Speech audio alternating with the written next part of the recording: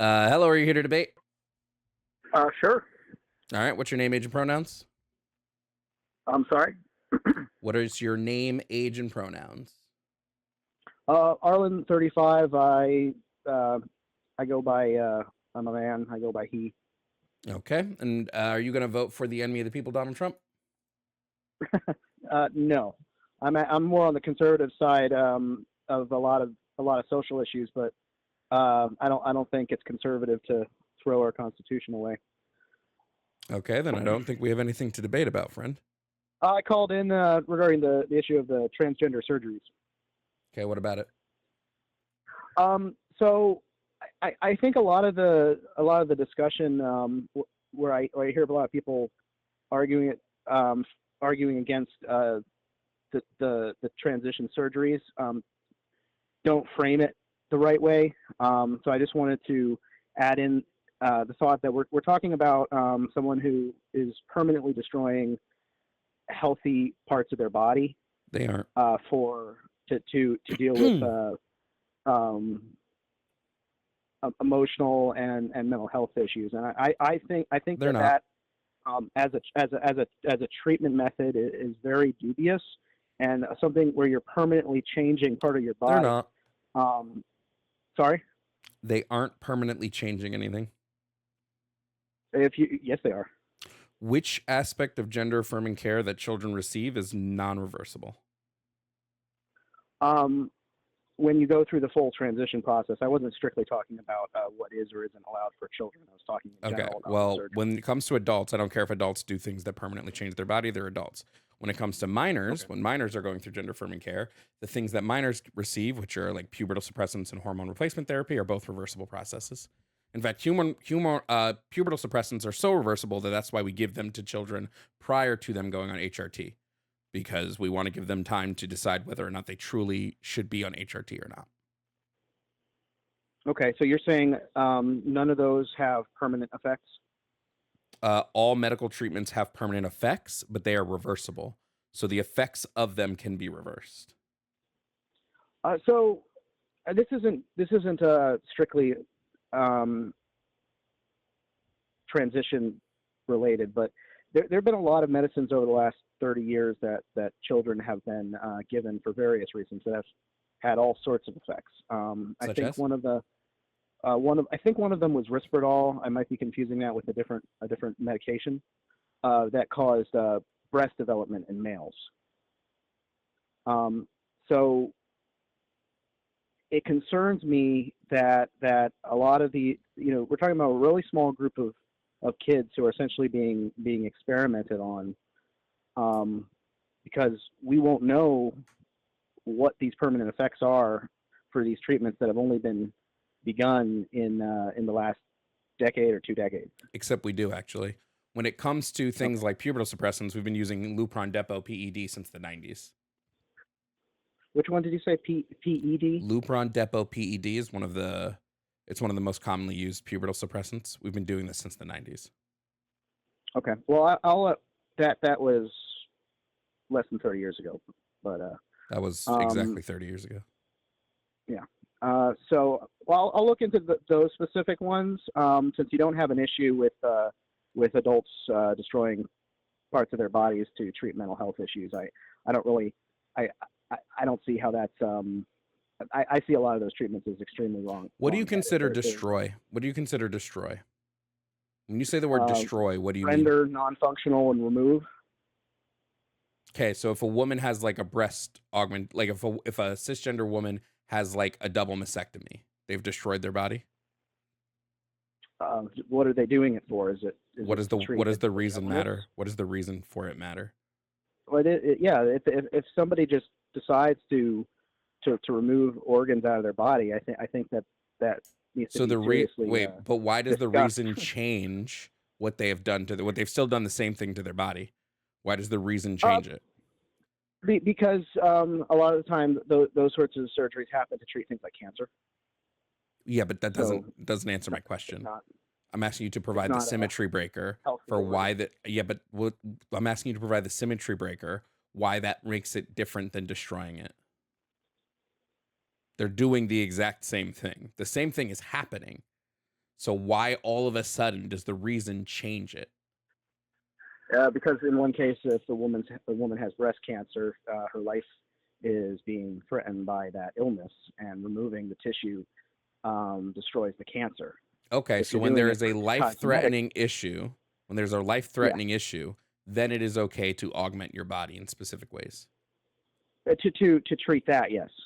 So when we provide transgender Yeah, people sub on with Twitch, gender affirming nice. care because their life is at risk due to gender dysphoria and the extreme stress brought on by gender dysphoria and the societal stigmatization brought on by gender dysphoria and the fact that it causes them to have a high level of suicidality, then we would be okay with performing medical treatments, even if those medical treatments remove, they don't, but even if they did remove parts of the body or quote unquote destroy the body as you put it. Well, okay, so you just said even if, and then you said they don't.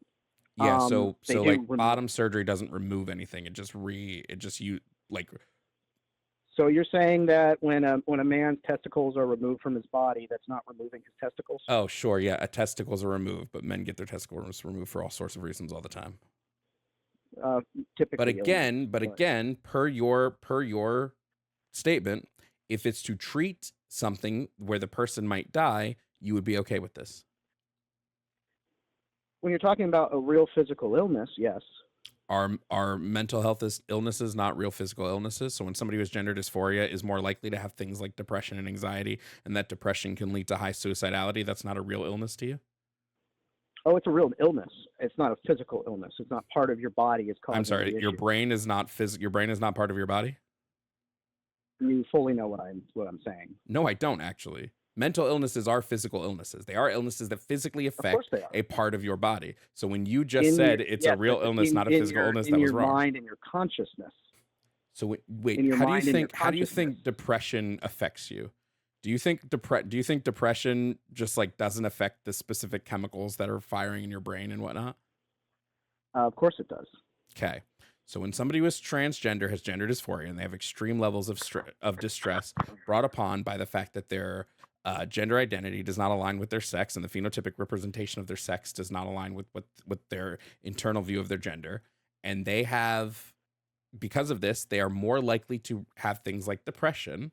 And we know depression, clinical depression, is diagnosed because when parts of your brain aren't producing the proper chemicals needed to keep you from having clinical depression.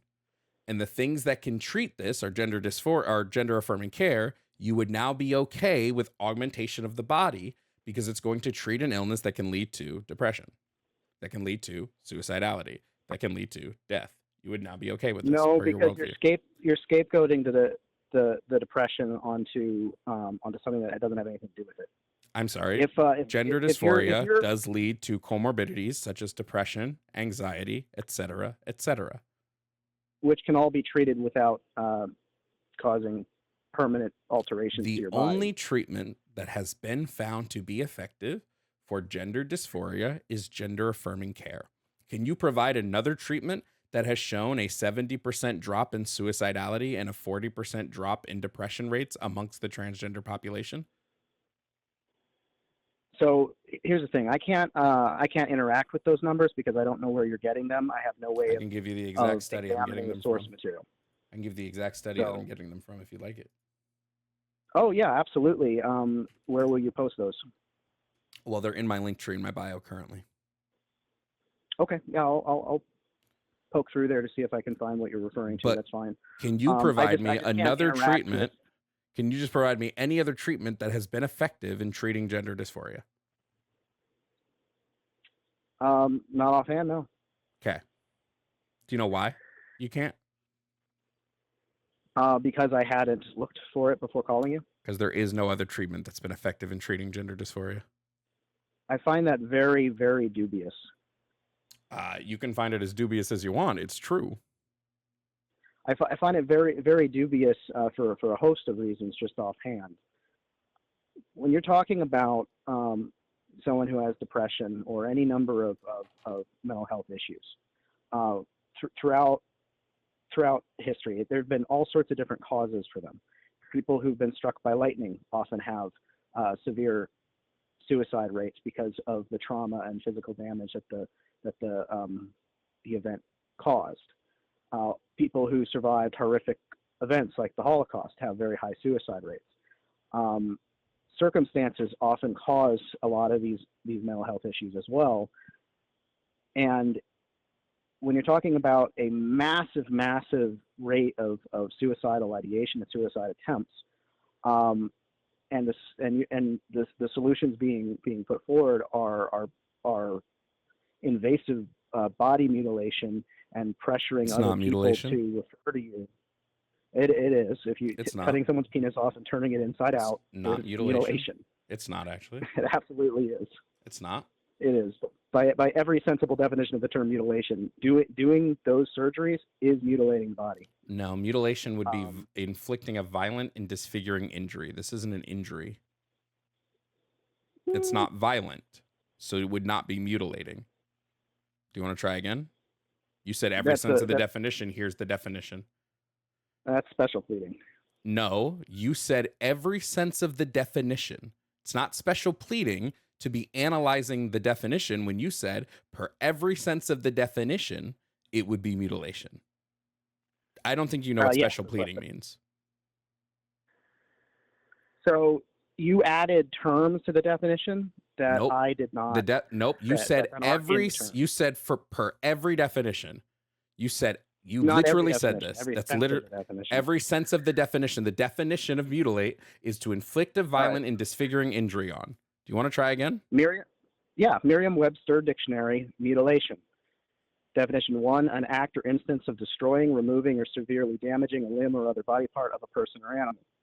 Definition 2, an act or instance of damaging or altering something radically. I'd love to see where you got your definition from, but you added the term violent and you added the term Oxford Language Dictionary. And you made it a third. Oxford Language Dictionary.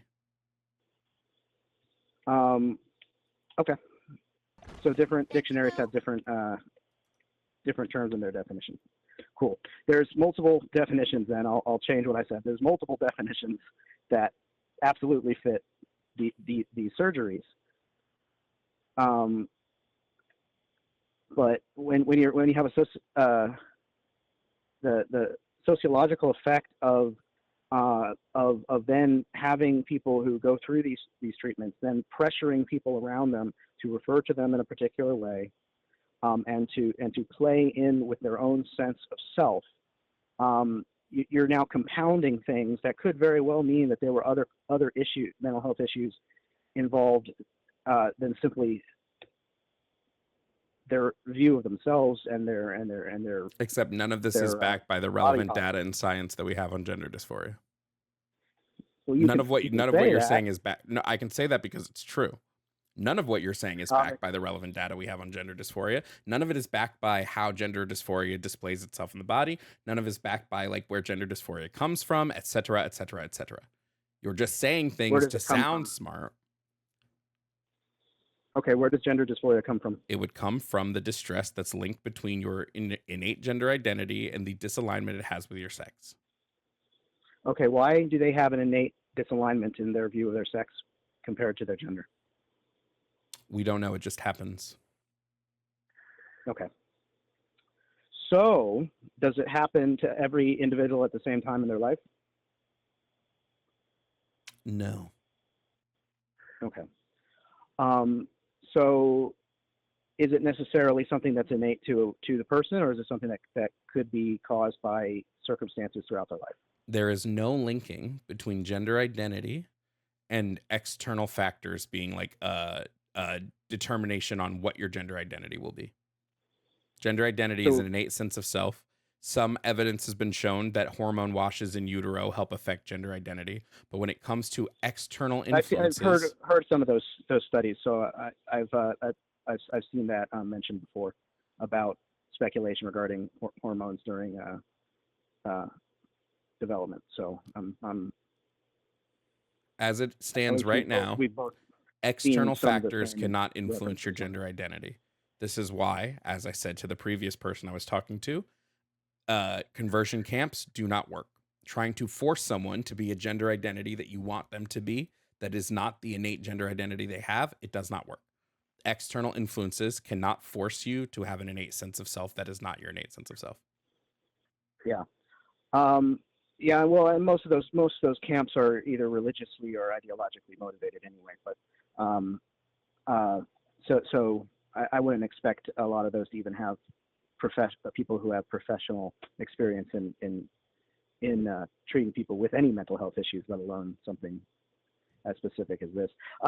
Just as a general statement, I'm really impressed by your depth of knowledge on the subject and the breadth of information that you have on hand. I have a shipment coming that is literally knocking on my door, so I have to go. I just want to say I'm very, very impressed by the way that you've handled yourself in this discussion. It definitely makes me want to be more informed. So thank you very much for debating this with me. All right, no problem. Have a good day. You too.